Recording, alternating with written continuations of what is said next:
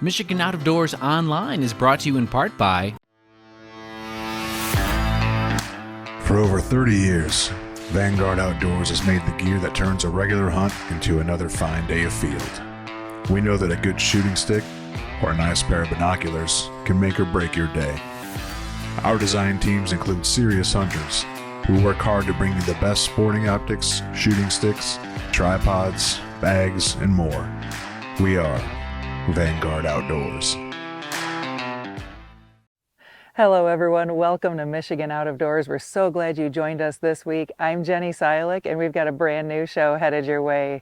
We're going to tag along with a fisheries research team on the St. Clair River studying our lake sturgeon here in Michigan. You won't want to miss that story. And Jimmy's going to head to the opposite end of the state for another story. Well, that's right. We are going to the opposite corner of the state of Michigan, to the Keweenaw Peninsula for our first story on this week's show.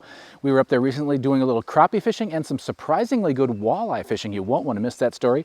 Lots of great stuff on this week's program. You stay tuned. I'm Jimmy Gretzinger, and it's time for Michigan Out of Doors. From the first spring rains to the soft summer breeze, dancing on the pine forest floor, the autumn colors catch your eyes. Here come the crystal winter skies. It's Michigan, Michigan out of doors. What a beautiful day in the woods. Someday our children all will see this is their finest legacy, the wonder and the love of Michigan. As the wind comes whispering through the trees, the sweet smell of nature's in the air. From the Great Lakes to the quiet stream, shining like a sportsman's dream, it's a love of Michigan we all share. Michigan Out of Doors is presented by Country Smokehouse, a sportsman's destination since 1988, featuring varieties of homemade sausage, jerky, brats, and gourmet entrees. Holiday gift boxes can be assembled in-store or online. Details at countrysmokehouse.com. By Great Lakes Firearms and Ammunition, a family-owned and operated firearm manufacturer in Sparta, Michigan, offering a wide variety of calibers and colors, backed by a lifetime warranty. More information available at glfallc.com. By Morgan Composting, a family business located in Michigan. Morgan Composting offers a variety of products, all powered by Dairy Dew organic compost for homeowners and farmers. To learn more about all the product options available for your food plots, visit dairydew.com.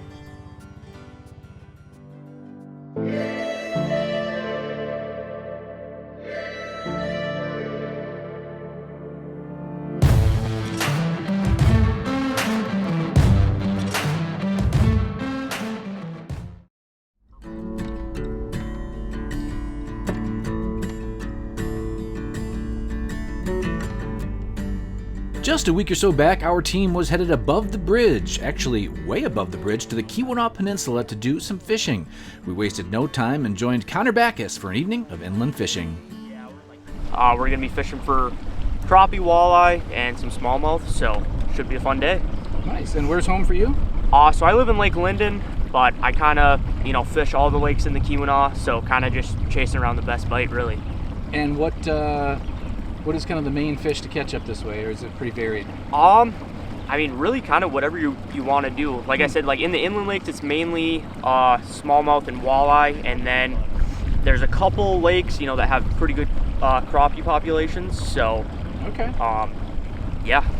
Okay. Yeah, so we're just using a 2-inch Berkeley fluke style bait on a 1/4-ounce jig head. The crappie here, they're fairly easy to get to bite, so I like this presentation. It gets down to them quick and nice. It triggers a bite. What size weight was that again? 1/4 ounce. 1/4 ounce, okay. Using his electronics, Connor found the fish, and we were looking forward to seeing what this crappie fishing was going to look like. Well, it was looking pretty good right off the bat. Right, sweet spot if you can get up there. This one's better.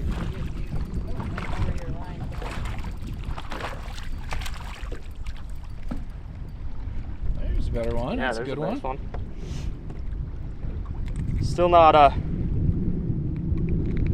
giant, but nice crappie. Nice fish. We'll get some bigger ones. The crappie fishing was just fish after fish, and as we started to land a few bigger ones, I asked Connor how he got into fishing and ultimately guiding. So I really started fishing pretty young, but it was kind of on and off for me throughout my childhood, and then I really started to get like super into it when I was like, 15, 16, when I could start driving, going to places, and ever since then just fish basically every day, and now it's kind of my job now. So I was going to college for fisheries management, and then kind of realized at that point like I want to actually fish instead of studying fish. So yeah, basically just decided to start guiding, and yeah, just did it. That beautiful UP crappie. We're in the middle of nowhere. Nice fish. On this beautiful lake with Connor, and these electronics are quite the game changer. It's really cool to interact with the fish and see them interacting with the bait.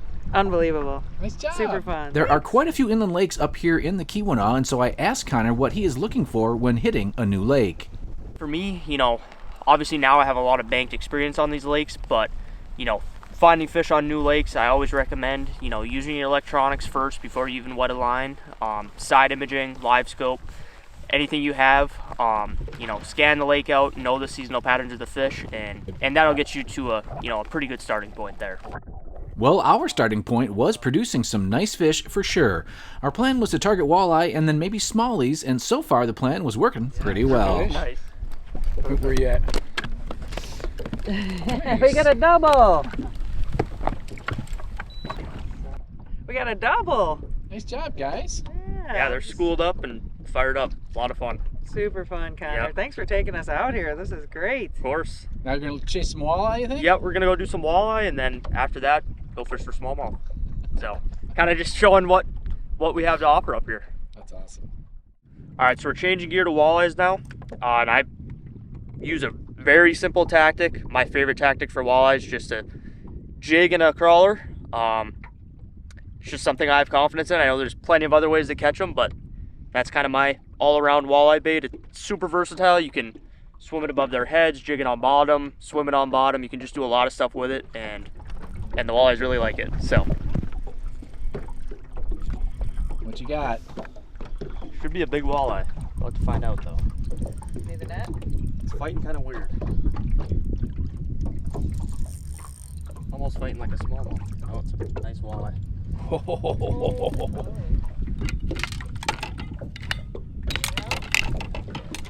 Potentially.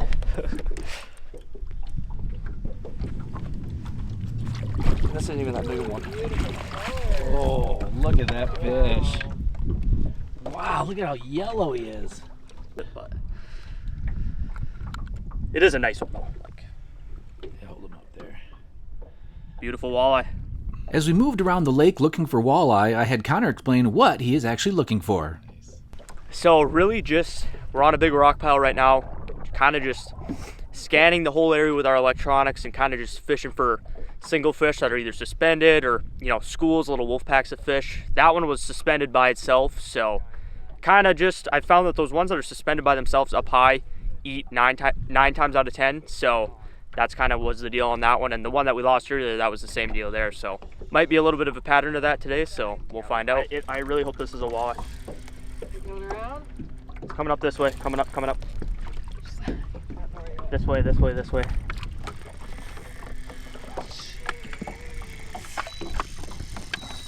Oh my gosh. What is this? This is a walleye. We have something serious here. You're gonna have me freaking out on camera. I just want to see it. I know. I just want to see it in your hand. We all just want to see it. Easy. Man, that thing is really bending that rod. Holy Big walleye. Oh my word! Let's go! I told you guys! I told you! Oh my Oh god! my god! What? What? That is a pig! Oh my god! What do you think? I told you guys! Oh, that's one of the bigger walleye I've seen. Yeah. I told you guys. Well, to say we were a little excited at this monster, well, that goes without saying. It measured just shy of 30 inches and about 9 pounds. To see a fish that big in the UP, wow. This place is pretty special.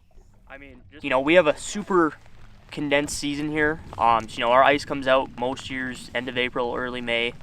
And basically, the spring is a shortened season, so, those fish will, kind of be in their wintering holes, and then all of a sudden just jump up and start doing their spring spawning time thing. And then the spawn is super condensed, and then they'll kind of just be in their summer patterns, till about early to mid-September, and then they'll kind of jump into their fall patterns. So it's kind of a super condensed season. The fish are always moving, always doing something. So the fishing on these lakes changes every single day because these fish are always just changing, doing something. So it definitely keeps you on your toes. It definitely keeps things interesting. Beautiful Nice walleye. job, young man. Thank you. Beautiful.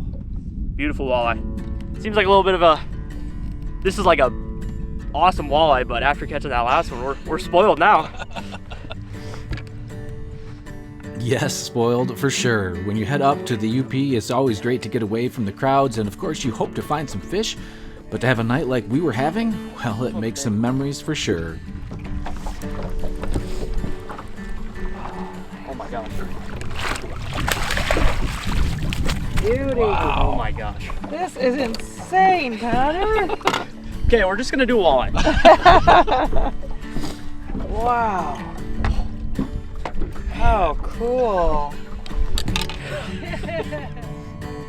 Another beautiful walleye.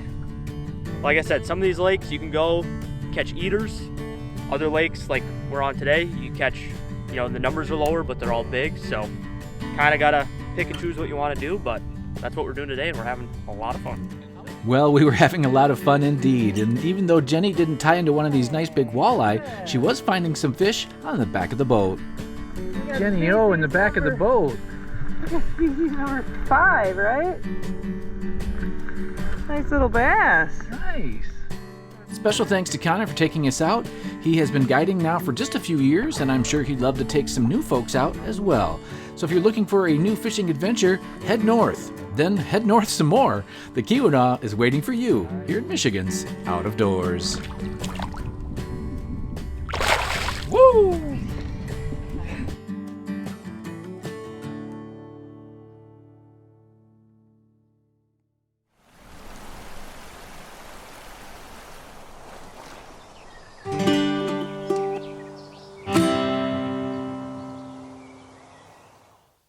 Here in Michigan, we are so fortunate to have a population of lake sturgeon living in our waters, and it's always exciting to see those prehistoric creatures up close and personal. That's exactly what we're going to do next. A few weeks back, I headed to Harrison Township on the shores of Lake St. Clair to spend a day with a DNR fisheries research team. We'd be heading up into the north channel of the St. Clair River to pull lines they had set the day before for lake sturgeon. This project has been going on for many years now and provides important information on our sturgeon population here in Michigan. So today we're going out to do our annual lake sturgeon survey on the north channel of St. Clair River. We do this every year. We've been doing it since about 1996, so we've been doing it for roughly 30 years. So hopefully today we'll go out. We got 8 set lines out, so hopefully we'll catch some sturgeon today. Okay. Got some guests on board. Is that normal too? Yes, so every lift day at least we've taken guests out this year. Usually it's about 3 to 4 people, so got 4 guests coming out again today. All right, and how has it been so far this season for you? It's been about average, so we're averaging a little more than 1 sturgeon per line, which is kind of typical for the survey. The last couple days have been pretty good. We got 11 sturgeon yesterday, 11 sturgeon the day before that, so hopefully get some more sturgeon today. Joining Andrew today were Captains Brad Utrup and Jeremy Marinowski, State Worker Olivia Irvin, and DNR Fisheries Technicians Jason Pauken and Stacy Ireland. Joining as guests today were Taylor Habedank Fuller from Friends of the St. Clair River, who host a sturgeon festival in Port Huron, and Jordan Wilson and Samantha Averett from Sea Life Michigan Aquarium, who are involved in the Sturgeon in the Classroom program here in Michigan. So when we pull in a set line, we pull from the downstream and work our way up. So we'll pull the downstream buoy. So we'll bring in the downstream buoy that's connected to an anchor. So we'll bring the anchor up. And then once we get the anchor up, we'll continue pulling the line in with the power lifter and get to the minnow trap. We'll pull the minnow trap in, which the minnow traps we use to primarily target northern mad tom, which is another endangered species in Michigan. So we'll pull the minnow trap in, then we start working in the hooks. So we got 25 hooks on each line, so we'll pull each hook in, remove that from the line, and if we have a fish on it, the fish gets netted, brought into the boat, and put in a live well. So we'll keep doing that until we get to the upstream minnow trap, then the upstream anchor and buoy line. After pulling lines on the first 2 sets with no fish, the team had success on their 3rd line with the first sturgeon of the day in the boat. We caught 1 juvenile fish. It was a little under 40 inches, probably around 35 inches or so.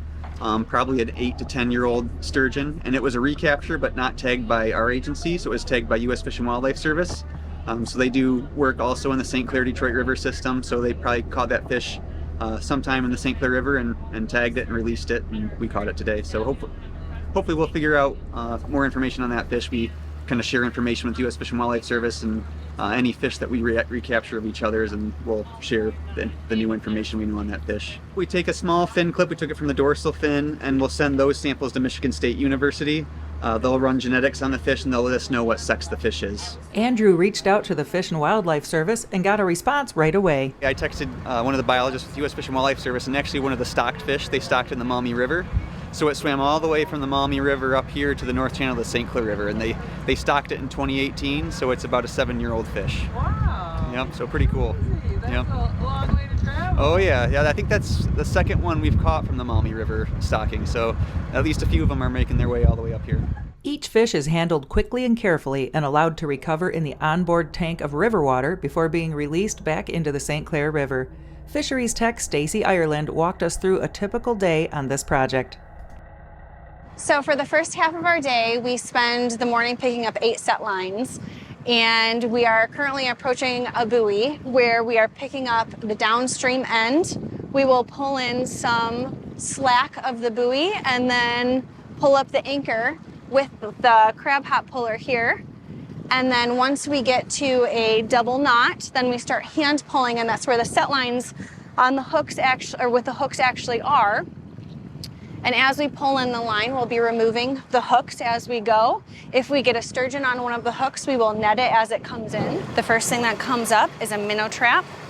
With this, we are trying to sample for northern mad toms.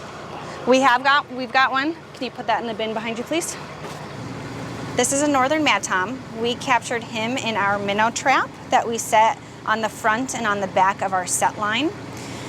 We take total length on our mad toms, and we also determine the sex of them before they are released back into the river. We got a fish coming. With the second fish of the day on its way in, Andrew talked about the importance of this research project here in the southeast part of the state. Lake sturgeon are considered a threatened species in Michigan, so they're about 1% of their historic levels. So the work we do helps monitor the status of the population in the St. Clair-Detroit River system. So we're lucky that we have a large, stable population here, but the information we get here with our surveys, it helps us manage our population, but also provides information to other systems that maybe have lower population levels and aren't able to handle as many fish as we are. So all of the tag information, it feeds into our population estimates. So whether a fish is a new fish or recaptured fish, it helps statistically estimate the number of fish in our system. So right now in the lower St. Clair River, we estimate there's about 7,000 adult lake sturgeon here and another couple thousand juvenile lake sturgeon. So that's kind of what all this information builds into, is helping us refine our population estimates. Lots of important information is gathered from each sturgeon as quickly and efficiently as possible to get them back to the river without imposing too much stress on them. We're going to start our process of working up our fish that we captured off of the set line. The first thing that we're going to do is we're going to take a weight measurement. This is in kilograms. 5.9. Now we're going to take a total length measurement.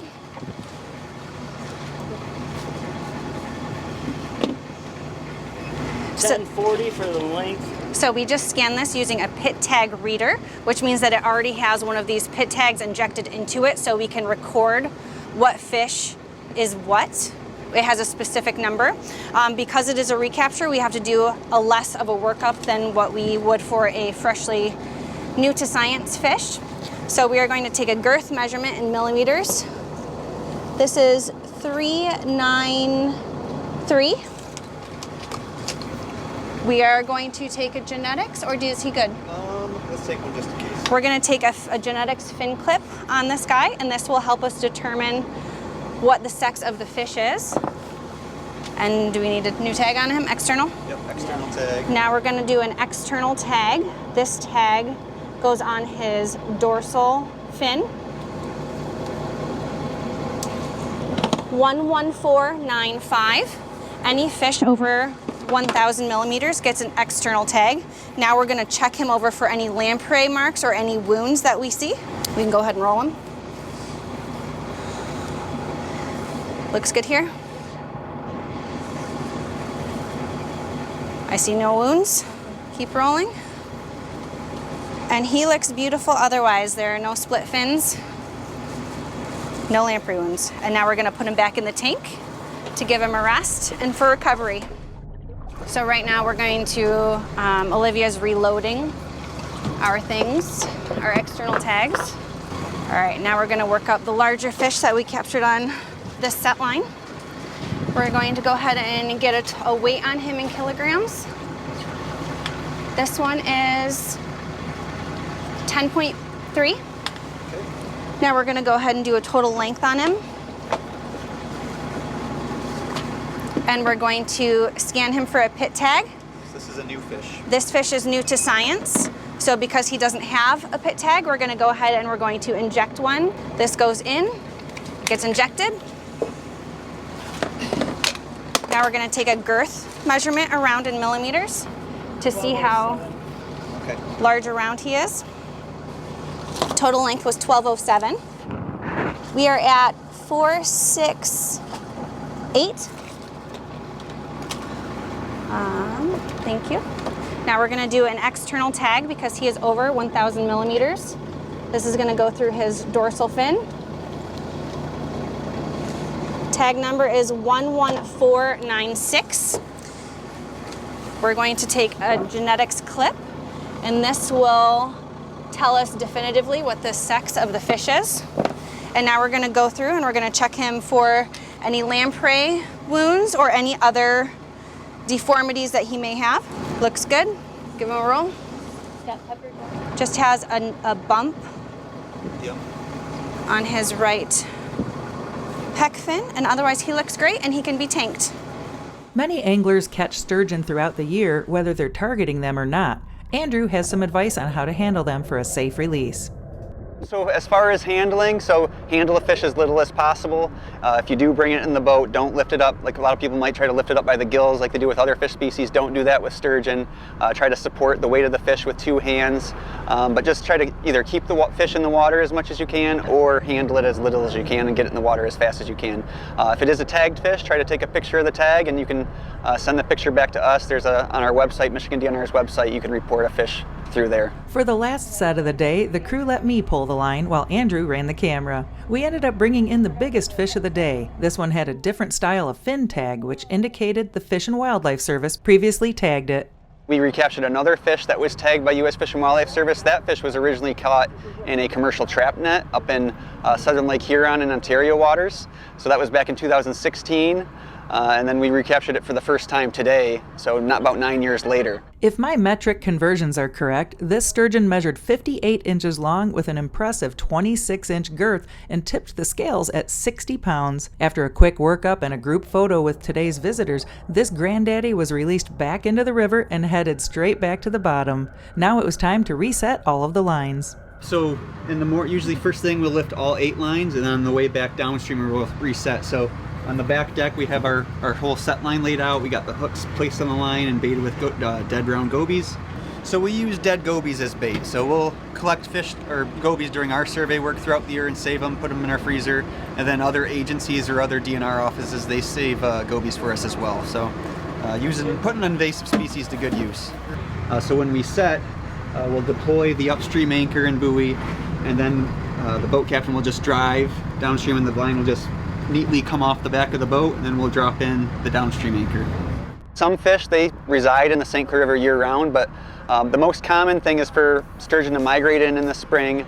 A lot of them spawn, and then they'll fall back into Lake St. Clair. So that's the primary movement pattern we see here, but a lot of the fish that you catch in the fall while people are sturgeon fishing, those are fish that remain in the river year-round.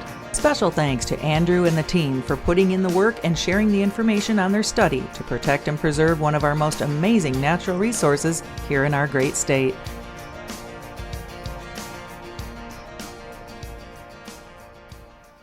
Thanks so much for joining us this week for Michigan Out of Doors. Make sure you come back in upcoming weeks. Lots of great summertime action headed your way, including some more footage from the Upper Peninsula. If you'd like to see where we are and what we're up to, you can always check us out online, which is a great place to check out our new apparel as well. Well, that's right. That new apparel is pretty sweet, as is our new website. You might want to check that out. Lots of brand new stuff there that you can look at, old episodes and old recipes as well. And make sure you are joining us on Facebook and Instagram. Those are probably the best ways to see what we're up to on a day-to-day basis. Make sure you get out and enjoy everything our state has to offer. And if we don't see you in the woods or on the water, hopefully we'll see you right back here next week on your PBS station. Michigan Out of Doors is presented by Get away from it all to your own place.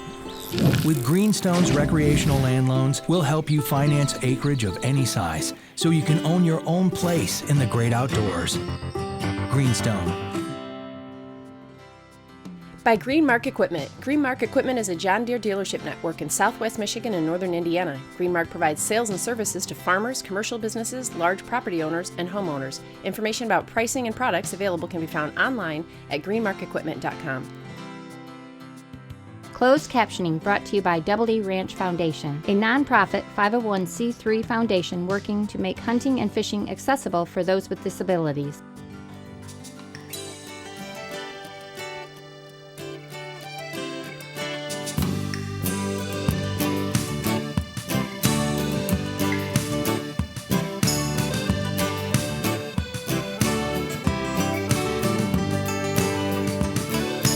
When I wander far away, a dream stays with me night and day. It's the road that leads to my home state.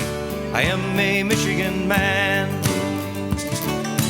Changing seasons paint the scene like rainbow trout in a hidden stream. The white-tailed deer in the tall pine trees. I am a Michigan man.